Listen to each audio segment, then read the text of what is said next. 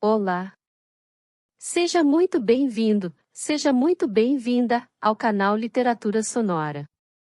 Agradecemos a preferência.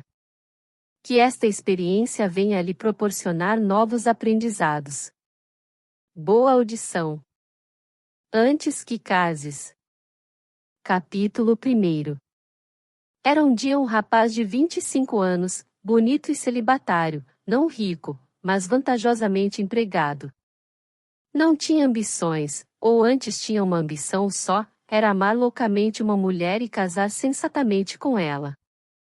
Até então não se apaixonara por nenhuma. Estreará algumas afeições que não passaram de namoricos modestos e prosaicos. O que ele sonhava era outra coisa. A viveza da imaginação e a leitura de certos livros lhe desenvolveram o germe que a natureza lhe pusera no coração. Alfredo Tavares, é o nome do rapaz, povoara o seu espírito de Julietas e Virgínias, e aspirava noite e dia a viver um romance como só ele podia imaginar. Em amor a prosa da vida metia-lhe nojo, e ninguém dirá certamente que ela seja uma coisa inteiramente agradável, mas a poesia é rara e passageira, a poesia como a queria Alfredo Tavares, e não viver a prosa, na esperança de uma poesia incerta, era arriscar-se a não viver absolutamente. Este raciocínio não o fazia Alfredo. É até duvidoso que ele raciocinasse alguma vez. Alfredo devaneava e nada mais.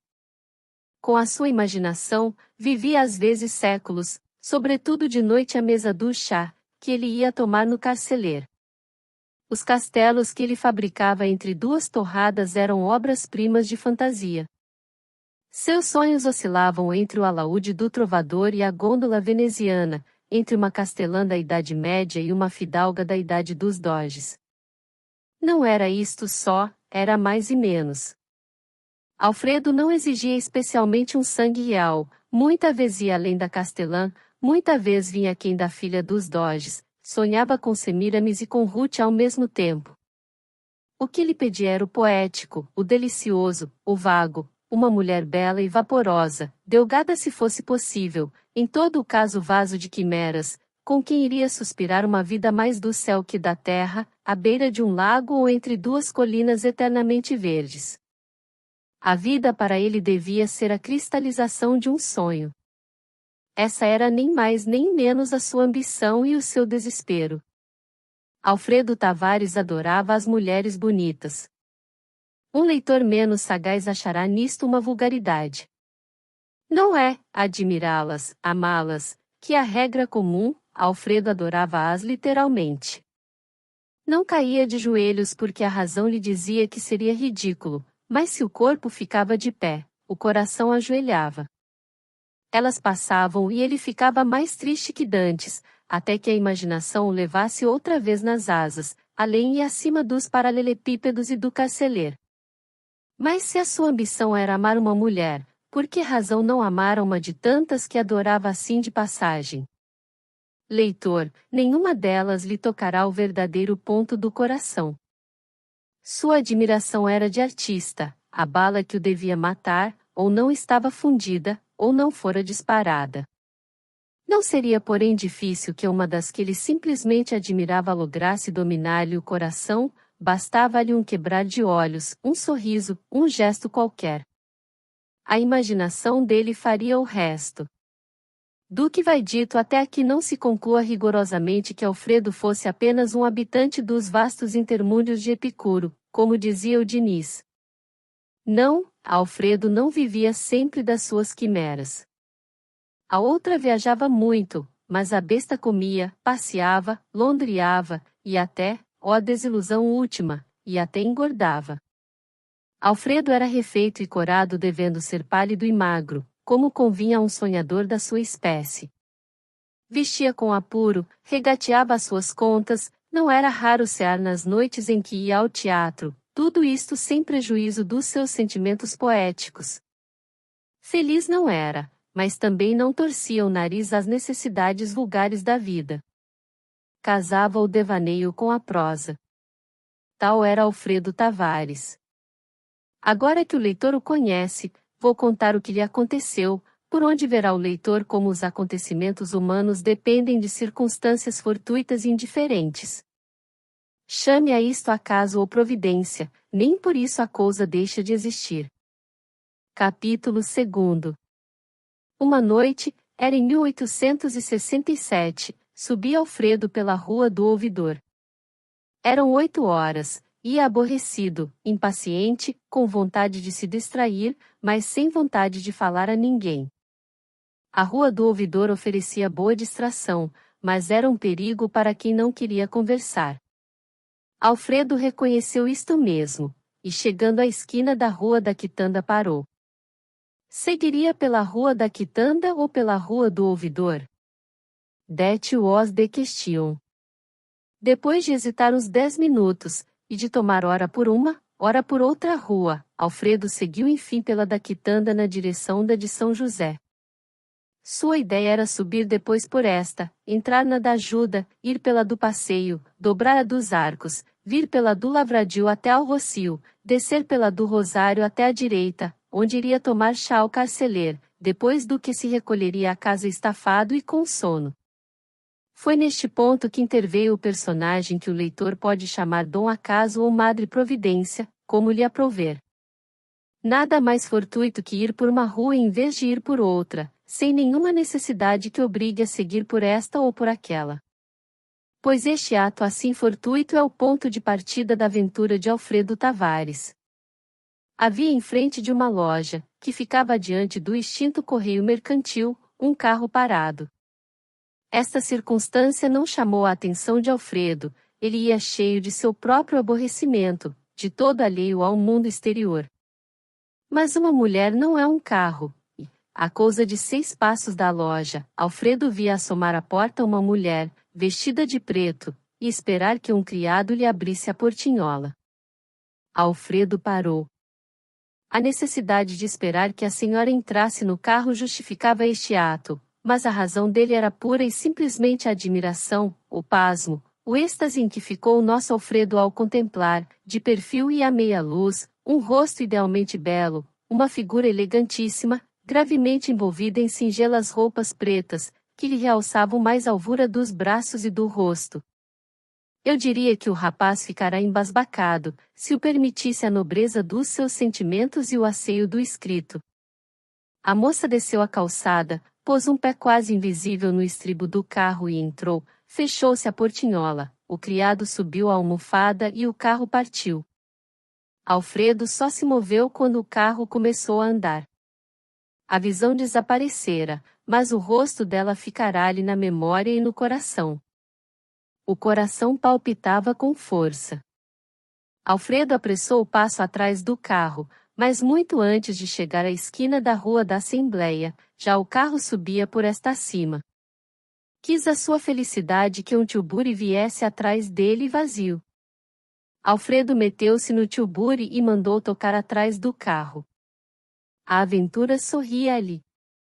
O fortuito do encontro, a corrida de um veículo atrás de outro, ainda que não fossem coisas raras, davam-lhe sempre um ponto de partida para um romance. Sua imaginação estava já além deste primeiro capítulo. A moça devia ser uma Lélia perdida na realidade, uma Heloísa ignota da sociedade fluminense, de quem ele seria, salvo algumas alterações, o apaixonado Abelardo. Neste caminho de invenção Alfredo tinha já mentalmente escrito muitos capítulos do seu romance, quando o carro parou em frente de uma casa da rua de Matacavalos, chamada hoje de Riachuelo. O tilbure parou a alguns passos. Não tardou que a moça saísse do carro e entrasse na casa, cuja aparência indicava certa abastança. O carro voltou depois pelo mesmo caminho, a passo lento, enquanto o tilbure, também a passo lento, seguia para diante. Alfredo tomou nota da casa, e de novo mergulhou-se nas suas reflexões. O cocheiro do tilbure, que até então guardara um inexplicável silêncio, entendeu que devia oferecer os seus bons ofícios ao freguês.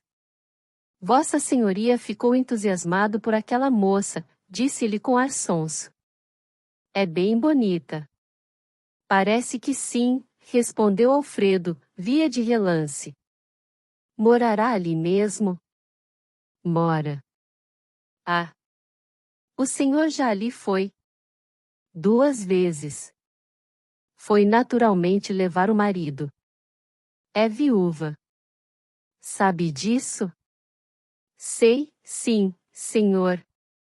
Onde pus eu o meu charuto? Tome um. Alfredo ofereceu um charuto de Havana ao cocheiro, que o aceitou com muitos sinais de reconhecimento. Aceso o charuto, o cocheiro continuou. Aquela moça é viúva e luxa muito. Muito homem anda aí mordido por ela, mas parece que ela não quer casar. Como sabe disso? Eu moro ali na rua do Resende.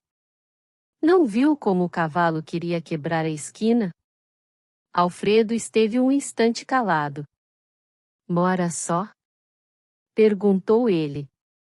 Mora com uma tia velha e uma irmã mais moça. Sozinhas? Há também um primo. Moço. 30 e tantos anos. Solteiro? Viúvo. Alfredo confessou a si mesmo que este primo era carta desnecessária no baralho. Palpitou-lhe que seria um obstáculo às suas venturas. Se fosse um pretendente? Era natural, se não estava morto para as paixões da terra. Uma prima tão bonita é uma eva tentada e tentadora. Alfredo fantasiava já assim o inimigo e as forças dele, antes de conhecer a disposição da praça. O cocheiro deu-lhe algumas informações mais. Havia umas partidas na casa da formosa dama, mas só de mês a mês, as quais eram frequentadas por algumas poucas pessoas escolhidas.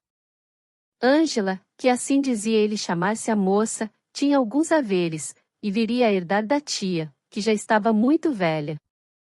Alfredo recolheu carinhosamente as informações todas do cocheiro, e o nome de Ângela para logo lhe ficou entranhado no coração. Inquiriu do número do Tilbury, o lugar onde estacionava e o número da cocheira na rua do Resende, e mandou voltar para baixo. Ao passar em frente à casa de Ângela, Alfredo deitou para lá os olhos. A sala estava alumiada, mas nenhum vulto de mulher ou de homem lhe apareceu. Alfredo recostou-se molemente e o Tilbury partiu a todo o galope. Capítulo 3. Alfredo estava contente consigo e com a fortuna. Deparara-lhe esta uma mulher como aquela senhora, teve-lhe a ideia de a seguir, as circunstâncias o ajudaram poderosamente, sabia agora onde morava a bela, sabia que era livre, e enfim, e mais que tudo, amava. Amava, sim. Aquela primeira noite foi toda dedicada à lembrança da visão ausente e passageira. Enquanto ela talvez dormia no silêncio da sua alcova solitária, Alfredo pensava nela e fazia já de longe 1000 castelos no ar. Um pintor não compõe na imaginação o seu primeiro painel com mais amor do que ele delineava os incidentes da sua paixão e o feliz desenlace que ela não podia deixar de ter escusado a dizer que não entrava no espírito do solitário amador a ideia de que Ângela fosse uma mulher vulgar.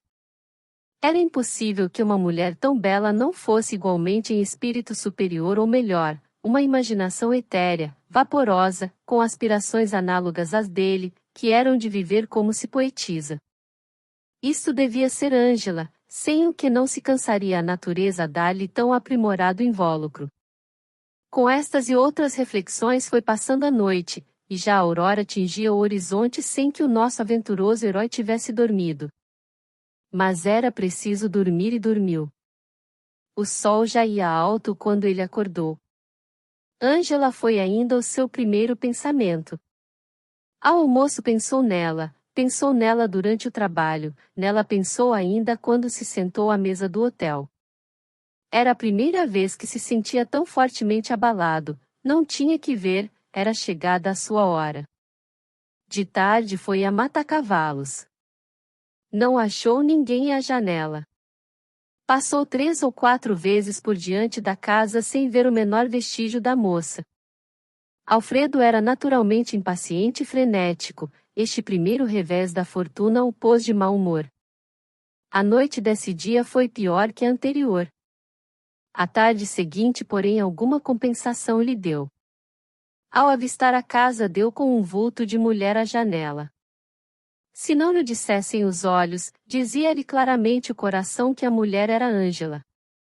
Alfredo ia pelo lado oposto, com os olhos pregados na moça e tão apaixonados os levava, que, se ela os visse, não deixaria de lhes ler o que andava no coração do pobre rapaz. Mas a moça, ou porque alguém a chamasse de dentro, ou porque já estivesse aborrecida de estar à janela, entrou rapidamente, sem dar fé do nosso herói. Alfredo nem por isso ficou desconsolado. Tinha visto outra vez a moça, tinha verificado que era realmente uma formosura notável, sentia o coração cada vez mais preso. Isto era o essencial. O resto seria objeto de paciência e de fortuna. Como era natural, amiudaram-se os passeios a mata-cavalos. A moça ora estava, ora não estava à janela, mas ainda ao cabo de 8 dias não reparara no paciente amador. No 9º dia Alfredo foi visto por Ângela. Não se admirou de que ele já de longe viesse a olhar para ela, porque isso era o que faziam todos os rapazes que ali passavam, mas a expressão com que ele olhava é que lhe chamou a atenção. Desviou contudo os olhos por não lhe parecer conveniente parecer que atendia ao desconhecido. Não tardou porém que de novo olhasse, mas, como ele não houvesse desviado os seus dela, Ângela retirou-se. Alfredo suspirou.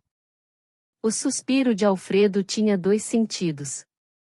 Era o primeiro uma homenagem do coração. O segundo era uma confissão de desânimo.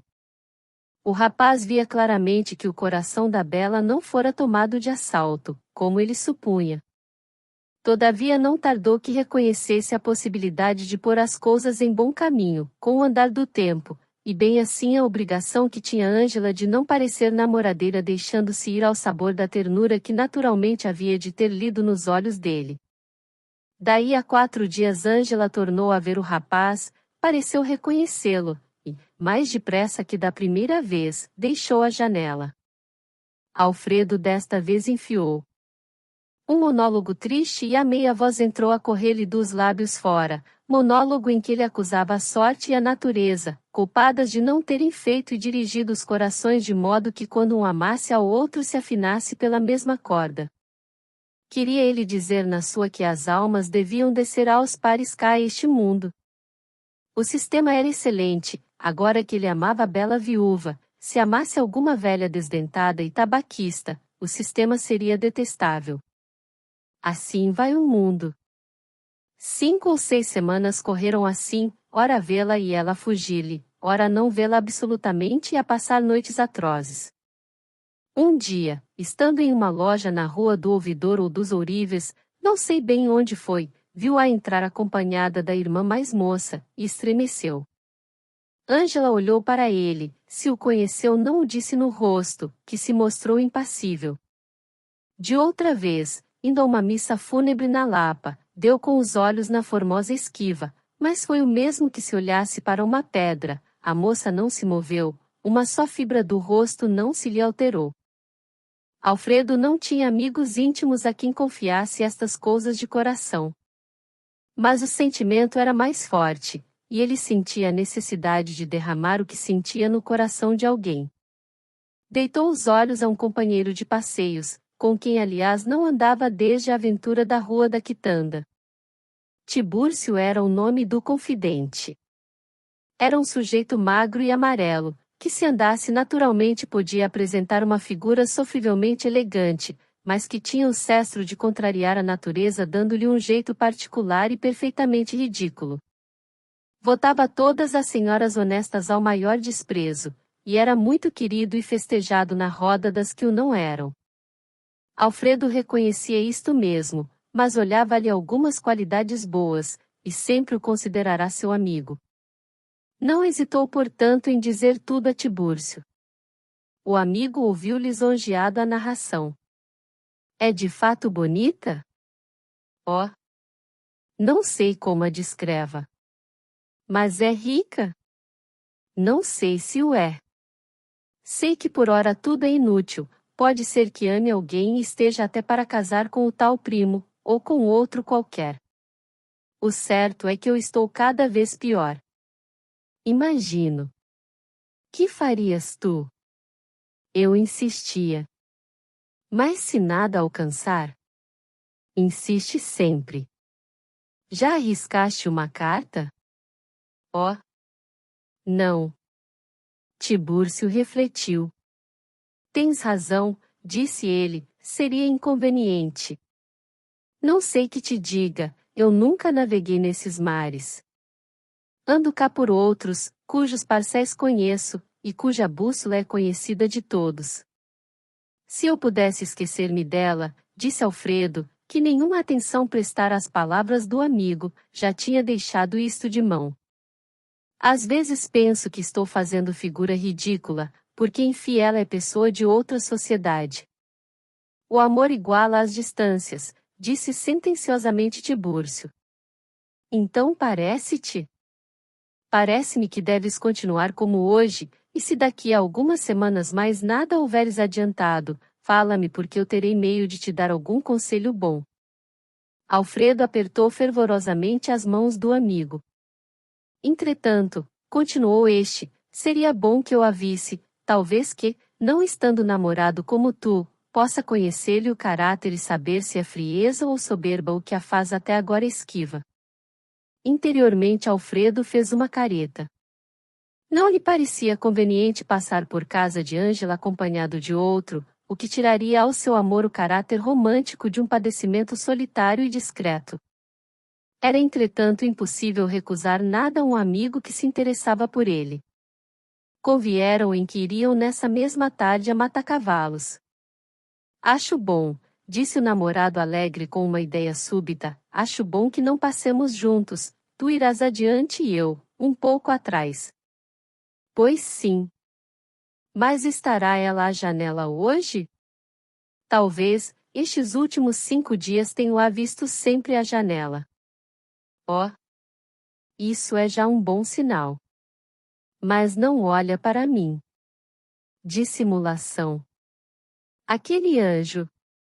Eu não creio em anjos, respondeu filosoficamente Tibúrcio, não creio em anjos na terra. O mais que posso conceder neste ponto é que os haja no céu, mas é apenas uma hipótese vaga. Capítulo 4. Nessa mesma tarde foram os dois a Matacavalos, na ordem convencionada. Ângela estava à janela, acompanhada da tia velha e da irmã mais moça.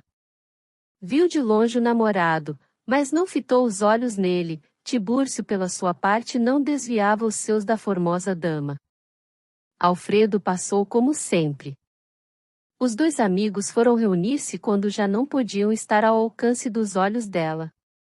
Tibúrcio fez um elogio à beleza da moça, que o amigo ouviu encantado, como se lhe estivessem a elogiar uma obra sua. Oh! Hei de ser muito feliz! Exclamou ele num acesso de entusiasmo. Sim, concordou Tibúrcio, creio que hás de ser feliz. Que me aconselhas?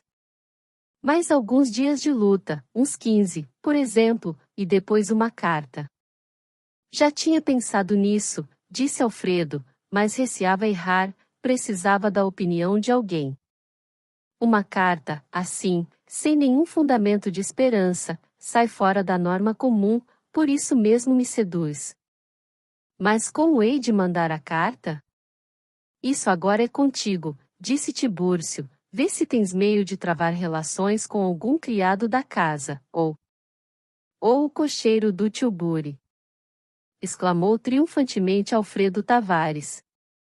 Tibúrcio exprimiu com a cara o último limite do assombro ao ouvir estas palavras de Alfredo, mas o amigo não se deteve em explicar-lhe que havia um cocheiro de Tilbury meio confidente neste negócio.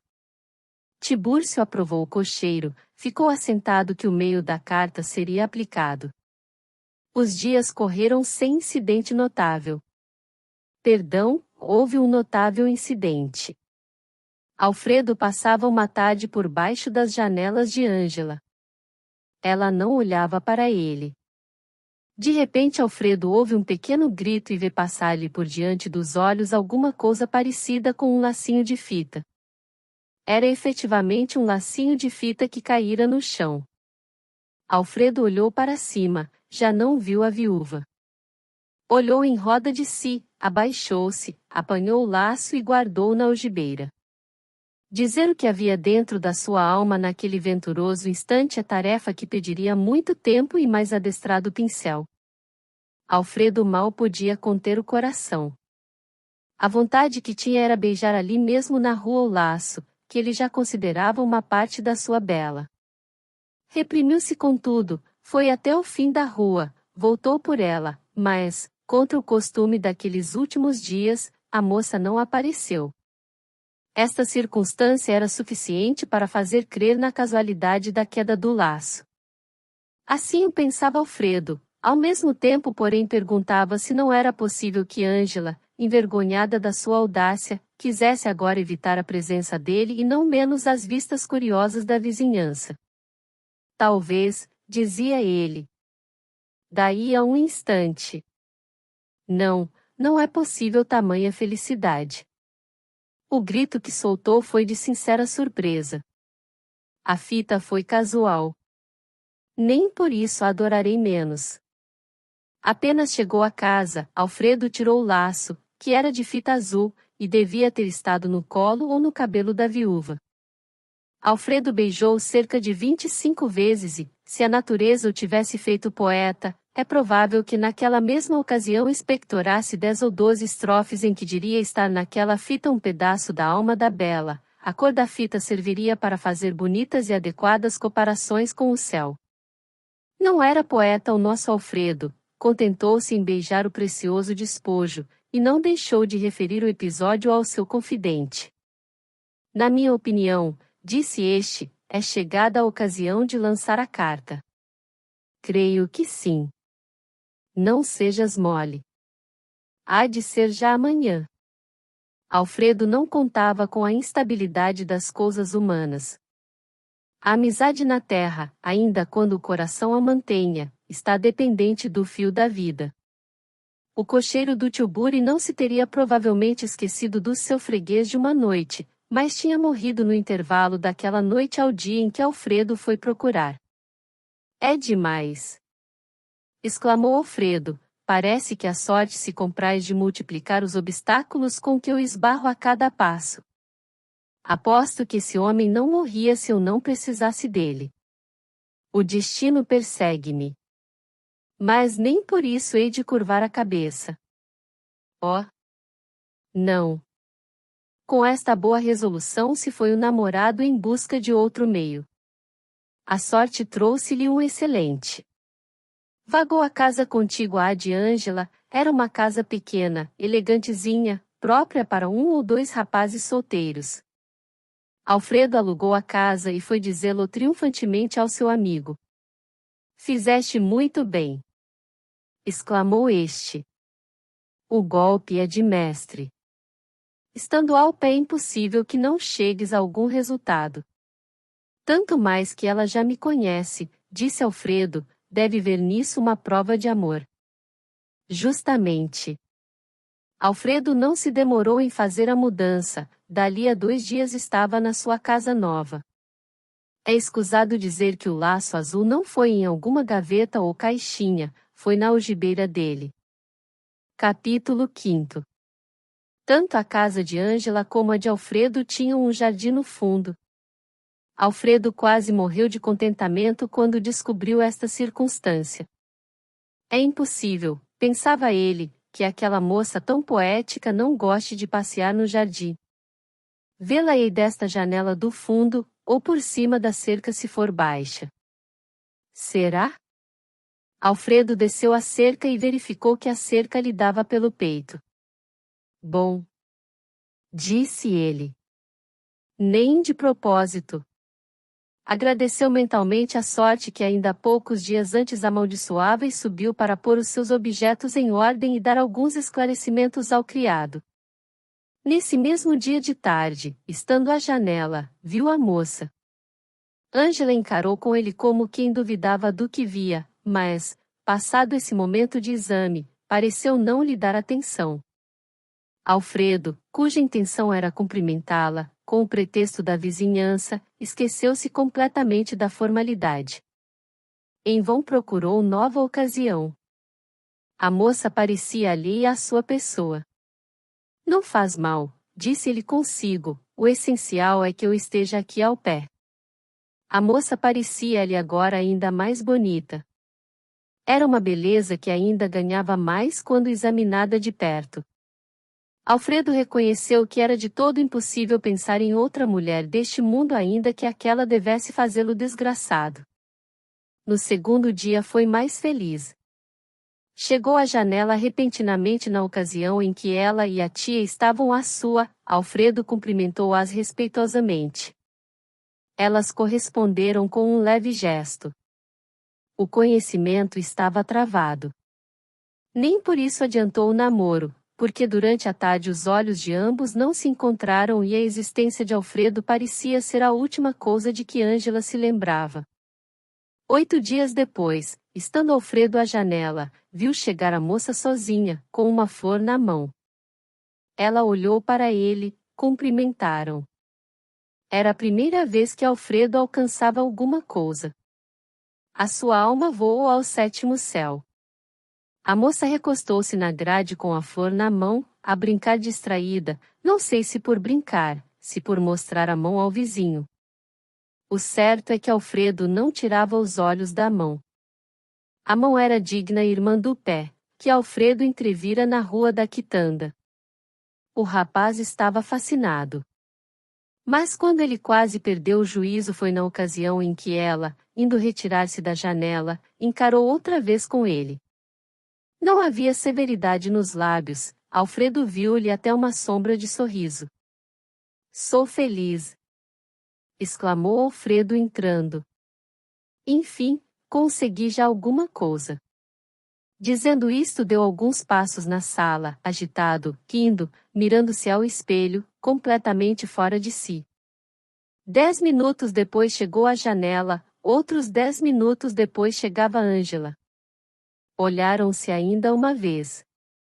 Era a terceira naquela tarde, depois de tantas semanas da mais profunda indiferença. A imaginação de Alfredo não o deixou dormir nessa noite. Pelos seus cálculos, dentro de 2 meses iria pedir-lhe a mão. No dia seguinte não a viu e ficou desesperado com esta circunstância.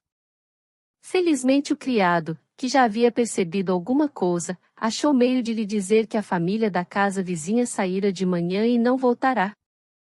Seria uma mudança? Esta ideia veio fazer da noite de Alfredo uma noite de angústias. No dia seguinte trabalhou mal, jantou às pressas e foi para casa. Ângela estava à janela. Quando Alfredo apareceu à sua e a cumprimentou, viu que ela tinha outra flor na mão, era um malmiquer.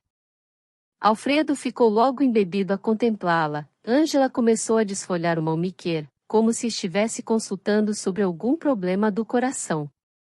O namorado não se deteve mais, correu a uma gavetinha de segredo, tirou o laço de fita azul, e veio para a janela com ele.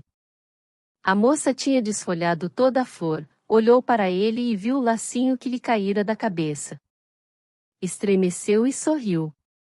Daqui em diante compreende o leitor que as coisas não podiam deixar de caminhar. Alfredo conseguiu vê-la um dia no jardim, assentada dentro de um caramanchão, e já desta vez o cumprimento foi acompanhado de um sorriso. No dia seguinte ela já não estava no caramanchão, passeava. Novo sorriso e 3 ou 4 olhares. Alfredo arriscou a primeira carta. A carta era escrita com fogo, falava de um céu, de um anjo, de uma vida toda poesia e amor. O moço oferecia-se para morrer a seus pés se fosse preciso. A resposta veio com prontidão. Era menos ardente, direi até que não havia ardor nenhum, mas simpatia sim, e muita simpatia, entremeada de algumas dúvidas e receios, e frases bem dispostas para espertar os brios de um coração que todo se desfazia em sentimento. Travou-se então um duelo epistolar que durou cerca de 1 mês antes da primeira entrevista. A entrevista verificou-se ao pé da cerca, de noite, pouco depois das Ave-Marias, tendo Alfredo mandado o criado ao seu amigo e confidente Tibúrcio com uma carta em que lhe pedia que detivesse o portador até às 8 horas ou mais. Convém dizer que esta entrevista era perfeitamente desnecessária. Ângela era livre, podia escolher livremente um segundo marido, não tinha de quem esconder os seus amores. Por outro lado, não era difícil a Alfredo obter uma apresentação em casa da viúva, se lhe conviesse entrar primeiramente assim, antes de lhe pedir a mão. Todavia, o namorado insistiu na entrevista do jardim, que ela recusou a princípio. A entrevista entrava no sistema poético de Alfredo, era uma leve reminiscência da cena de Shakespeare. Capítulo 6. Juras então que me amas? Juro. Até a morte. Até a morte. Também eu te amo, minha querida Ângela, não de hoje, mas há muito, apesar dos teus desprezos. Oh! Não direi desprezos, mas indiferença. Oh! Mas tudo lá vai, agora somos dois corações ligados para sempre. Para sempre. Neste ponto ouviu-se um rumor na casa de Ângela. Que é? Perguntou Alfredo. Ângela quis fugir. Não fujas. Mas... não é nada, algum criado. Se dessem por mim aqui. Tens medo? Vergonha. A noite encobriu a mortal palidez do namorado. Vergonha de amar. Exclamou ele. Quem te diz isso? Vergonha de me acharem aqui, expondo-me às calúnias, quando nada impede que tu... Alfredo reconheceu a justiça.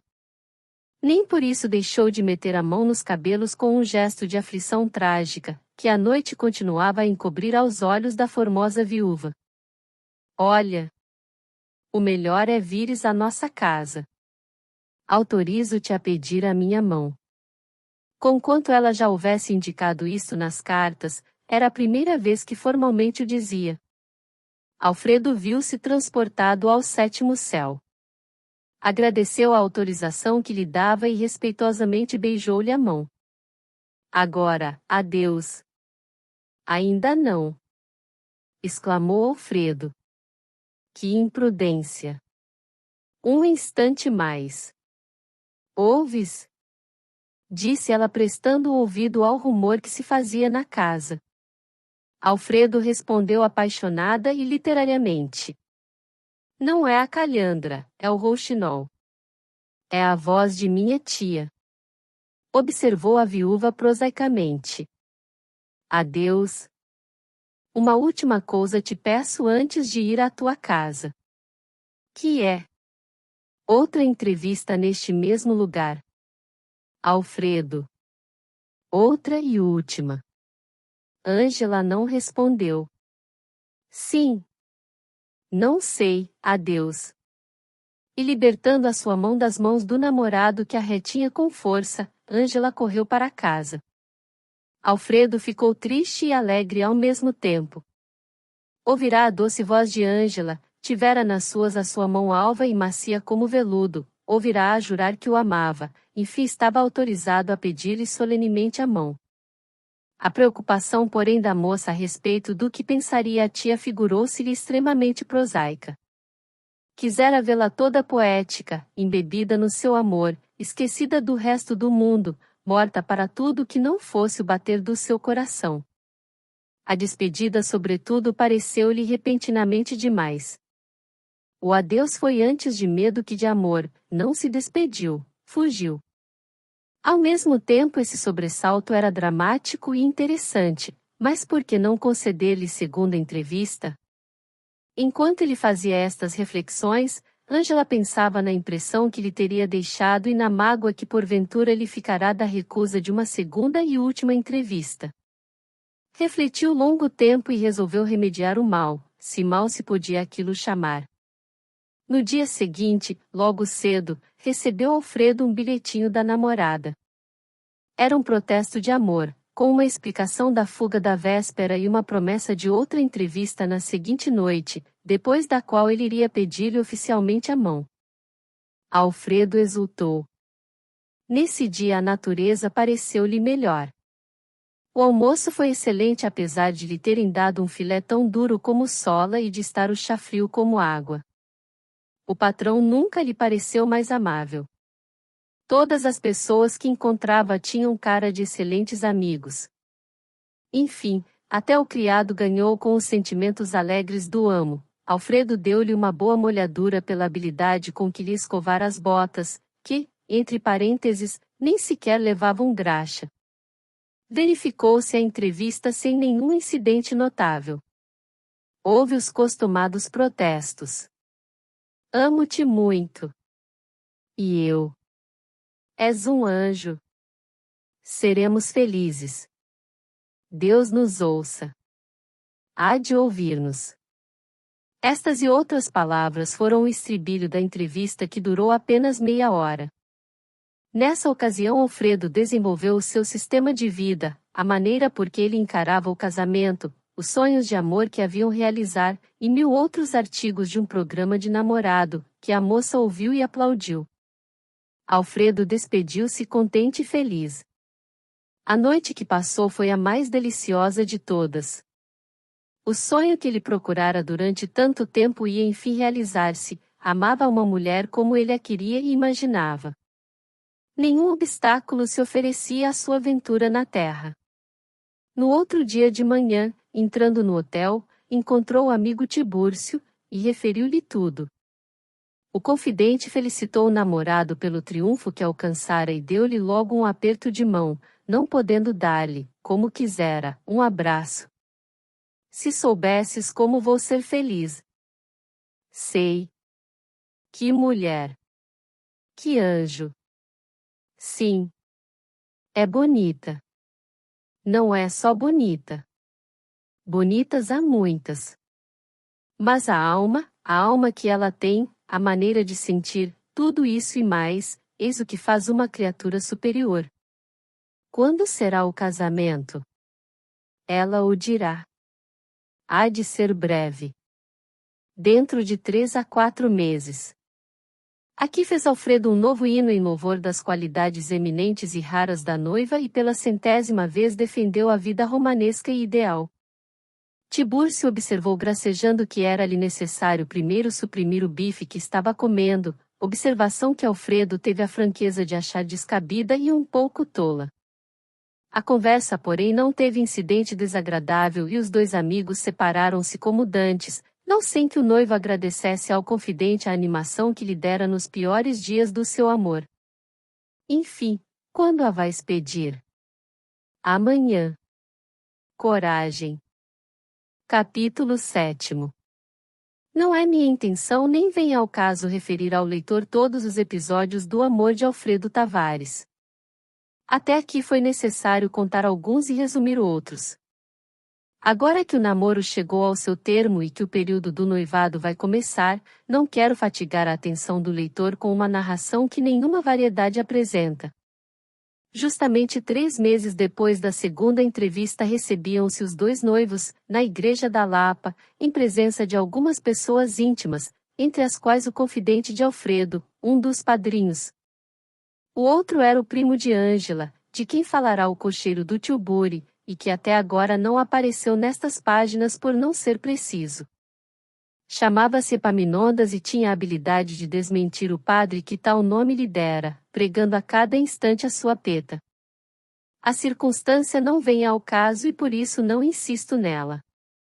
Casados os dois namorados, foram passar a lua de mel na Tijuca, onde Alfredo escolhera a casa adequada às circunstâncias e ao seu gênio poético. Durou 1 mês esta ausência da corte. No 31º dia, Ângela viu anunciada uma peça nova no ginásio e pediu ao marido para virem à cidade. Alfredo objetou que a melhor comédia deste mundo não valia o aroma das laranjeiras que estavam florindo e o melancólico som do repuxo do tanque. Ângela encolheu os ombros e fechou a cara. Que tens, meu amor? Perguntou-lhe daí a 20 minutos o marido. Ângela olhou para ele com um gesto de lástima, ergueu-se e foi encerrar-se na alcova. Dois recursos restavam a Alfredo. Primeiro, coçar a cabeça. Segundo, ir ao teatro com a mulher. Alfredo curvou-se a estas duas necessidades da situação. Ângela recebeu muito alegremente quando ele lhe foi dizer que iriam ao teatro. Nem por isso, acrescentou Alfredo, nem por isso deixo de sentir algum pesar. Vivemos tão bem estes 30 dias. Voltaremos para o ano. Para o ano. Sim, alugaremos outra casa. Mas então esta?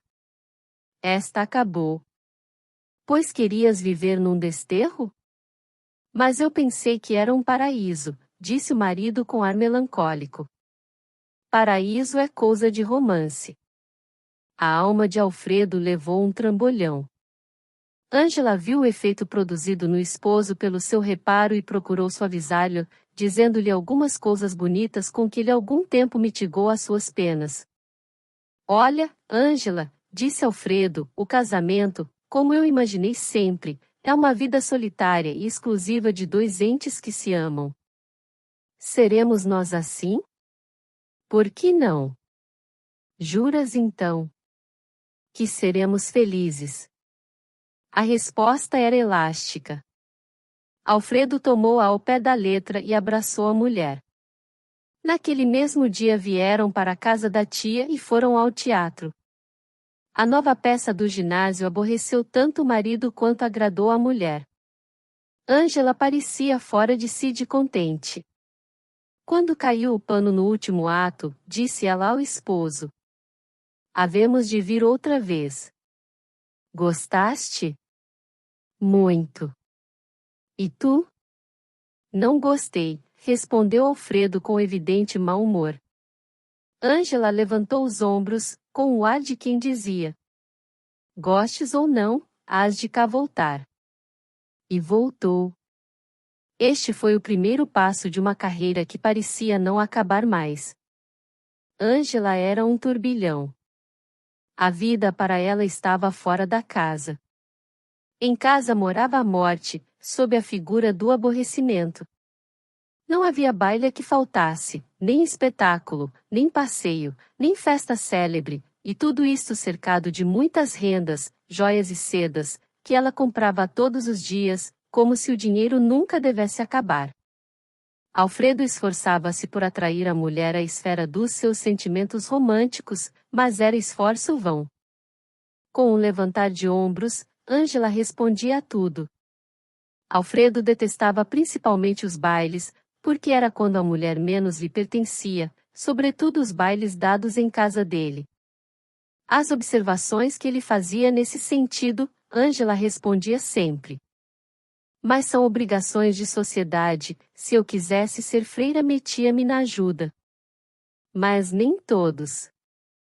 Nem todos conhecem os seus deveres. Ó! Vida solitária, Ângela. A vida para dois. A vida não é um jogo de xadrez. Nem um arraial. Que queres dizer com isso? Nada. Pareces tolo. Ângela. Ora. Levantava os ombros e deixava-o sozinho. Alfredo era sempre o primeiro a fazer as pazes. A influência que a mulher exercia nele não podia ser mais decisiva. Toda a energia estava com ela, ele era literalmente um fâmulo da casa. Nos bailes a que iam, o suplício, além de ser grande em si mesmo, era aumentado com os louvores que Alfredo ouvia fazer à mulher. Lá está Ângela, dizia um. Quem é? É aquela de vestido azul. Aqui se casou. Pois casou? Casou, sim. Com quem? Com um rapaz bonachão. Feliz mortal. Onde está o marido? Caluda. Está aqui. É este sujeito triste que está consertando a gravata. Estas e outras considerações irritavam profundamente Alfredo. Ele via que era conhecido por causa da mulher. A pessoa dele era uma espécie de cifra. Ângela é que era a unidade. Não havia meio de se recolher cedo. Ângela entrando num baile só se retirava com as últimas pessoas. Cabia-lhe perfeitamente a expressão que o marido empregou num dia de mau humor. Tu espremes um baile até o bagaço. Às vezes estava o mísero em casa, descansando e alegremente conversando com ela, abrindo todo o pano à imaginação. Ângela, ou por aborrecimento, ou por desejo invencível de passear, ia vestir-se e convidava o marido a sair. O marido já não recalcitrava, suspirava e vestia-se. Do passeio voltava ele aborrecido, e ela, alegre, além do mais porque não deixava de comprar um vestido novo e caro, uma joia, um enfeite qualquer. Alfredo não tinha forças para reagir. O menor desejo de Ângela era para ele uma lei de ferro, cumpria-a por gosto e por fraqueza. Nesta situação, Alfredo sentiu necessidade de desabafar com alguém. Mas esse alguém não aparecia. Não lhe convinha falar ao Tibúrcio, por não querer confiar a um estranho, embora amigo, as suas zangas conjugais. A tia de Ângela parecia apoiar a sobrinha em tudo. Alfredo lembrou-se de pedir conselho a Epaminondas. Capítulo 8. Epaminondas ouviu atentamente as queixas do primo. Achou-as exageradas, e foi o menos que lhe podia dizer, porque no seu entender eram verdadeiros despropósitos. O que você quer é realmente impossível. Impossível? Dê certo. A prima está moça, quer naturalmente divertir-se. Por que razão há de viver como freira? Mas eu não peço que viva como freira. Quisera vê-la mais em casa, menos aborrecida quando está só comigo. Lembra-se da nossa briga do domingo? Lembro-me. Você queria ler-lhe uns versos e ela respondeu que não a aborrecesse. Que tal? Epaminondas recolheu-se a um eloquente silêncio. Alfredo esteve também algum tempo calado. Enfim, estou resolvido a usar da minha autoridade de marido. Não caia nessa. Mas então devo viver eternamente nisto? Eternamente já vê que é impossível, disse Epaminondas sorrindo. Mas veja bem o risco que corre. Eu tive uma prima que se vingou do marido por uma dessas. Parece incrível. Cortou a si mesma o dedo mínimo do pé esquerdo e deu-lhe a comer com batatas. Está brincando. Estou falando sério. Chamava-se Lúcia. Quando ele reconheceu que efetivamente tinha devorado a carne da sua carne, teve um ataque. Imagino. 2 dias depois expirou de remorsos. Não faça tal, não irrite uma mulher. Dê tempo ao tempo. A velhice há de curá-la e trazê-la a costumes pacíficos. Alfredo fez um gesto de desespero. Sossegue. Também eu fui assim. Minha finada mulher. Era do mesmo gosto. Do mesmíssimo. Quis contrariá-la. Ia me custando a vida. Sim. Tenho aqui entre 2 costelas uma cicatriz larga, foi uma canivetada que Margarida me deu estando eu a dormir muito tranquilamente. Que me diz? A verdade. Mal tive tempo de lhe segurar no pulso e arrojá-la para longe de mim. A porta do quarto estava fechada com o trinco, mas foi tal a força com que a empurrei que a porta se abriu e ela foi parar ao fim da sala. Ah! Alfredo lembrou-se a tempo do sestro do primo e deixou-o falar a gosto. Epaminondas engendrou logo ali 1 ou 2 capítulos de romance sombrio e ensanguentado. Alfredo, aborrecido, deixou-o só. Tibúrcio encontrou algumas vezes cabisbaixo e melancólico. Quis saber da causa, mas Alfredo conservou prudente reserva. A esposa deu ampla liberdade aos seus caprichos. Fazia recepções todas as semanas, apesar dos protestos do marido, que, no meio da sua mágoa, exclamava: "Mas então eu não tenho mulher. Tenho uma locomotiva." Exclamação que Ângela ouvia sorrindo sem lhe dar a mínima resposta. Os cabedais da moça eram poucos, as despesas, muitas. Com as 1000 coisas em que se gastava o dinheiro não era possível que lhe durasse toda a vida. Ao cabo de 5 anos, Alfredo reconheceu que tudo estava perdido. A mulher sentiu dolorosamente o que ele lhe contou. "Sinto isto deveras", acrescentou Alfredo, "mas a minha consciência está tranquila. Sempre me opus a despesas loucas." "Sempre?" "Nem sempre, porque te amava e amo, e doía-me ver que ficavas triste, mas a maior parte delas opus-me com todas as forças." "E agora?" "Agora precisamos ser econômicos, viver como pobres." Ângela curvou a cabeça. Seguiu-se um grande silêncio. O primeiro que o rompeu foi ela. "É impossível." "Impossível o quê?" "A pobreza." "Impossível, mas necessária", disse Alfredo com filosófica tristeza. "Não é necessária, eu hei de fazer alguma coisa, tenho pessoas de amizade." "Ou um Potosí." Ângela não se explicou mais. Alfredo foi para a casa de negócio que estabelecera, não descontente com a situação. "Não estou bem", pensava ele, "mas ao menos terei mudado a minha situação conjugal." Os 4 dias seguintes passaram sem novidade. Houve sempre uma novidade. Ângela estava muito mais carinhosa com o marido do que até então. Alfredo atribuía esta mudança às circunstâncias atuais e agradeceu a boa estrela que tão venturoso o tornará. No 5º dia Epaminondas foi falar a Alfredo propondo-lhe ir pedir ao governo uma concessão e privilégio de minas em Mato Grosso. "Mas eu não me meto em explorador de minas." "Perdão, vendemos o privilégio." "Está certo disso?" perguntou Alfredo tentado. "Certíssimo." "E logo?" "Temos além disso outra empresa, uma estrada de ferro no Piauí, vende-se a empresa do mesmo modo." "Tem elementos para ambas as coisas?" "Tenho." Alfredo refletiu. "Aceito."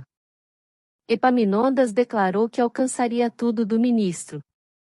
Tantas coisas disse que o primo, sabedor dos carapetões que ele pregava, começou a desconfiar. Errava desta vez. Pela primeira vez Epaminondas falava a verdade, tinha elementos para alcançar as 2 empresas. Ângela não perguntou ao marido a causa da preocupação com que ele nesse dia entrou na casa. A ideia de Alfredo era tudo ocultar à mulher, pelo menos enquanto pudesse. Confiava no resultado dos seus esforços para trazê-la a melhor caminho. Os papéis andaram com uma prontidão rara em coisas análogas. Parece que uma fada benfazeja se encarregava de adiantar o negócio. Alfredo conhecia o ministro. 2 vezes fora convidado para lá tomar chá e tivera além disso a honra de o receber em casa algumas vezes. Nem por isso julgava ter direito à pronta solução do negócio. O negócio, porém, corria mais veloz que uma locomotiva. Não se haviam passado 2 meses depois da apresentação do memorial quando Alfredo, ao entrar em casa, foi surpreendido por muitos abraços e beijos da mulher. "Que temos?" disse-lhe todo risonho. "Vou dar-te um presente." "Um presente? Que dia é hoje?" "Hífen 25 de março." "Fazes anos." "Nem me lembrava." "Aqui está o meu presente." Era um papel. Alfredo abriu o papel. Era o decreto de privilégio das minas. Alfredo ficou literalmente embasbacado. "Mas como veio isto?" "Quis causar-te esta surpresa. O outro decreto há de vir de aqui a 8 dias." "Mas então sabia que eu..." "Sabia tudo." "Quem te disse?" Ângela titubeou. Foi o primo Epaminondas. A explicação satisfez Alfredo durante 3 dias. No fim desse tempo abriu um jornal e leu com pasmo esta mofina. Mina de caroço. Com que então os cofres públicos já servem para nutrir o fogo no coração dos ministros. Quem pergunta quer saber. Alfredo rasgou o jornal no primeiro ímpeto. Depois. Capítulo 9. Mas em suma que tens? Disse Tibúrcio ao ver que Alfredo não se atrevia a falar. O que tenho? Fui à cata de poesia e acho-me em prosa chata e baixa. Ah! Meu amigo, quem me mandou seguir pela Rua da Quitanda? Fim. Querido ouvinte, obrigado por acompanhar a mais este vídeo. Sinta-se à vontade para avaliar o conteúdo e comentar. Se desejar, compartilhe e inscreva-se. Um grande abraço para você.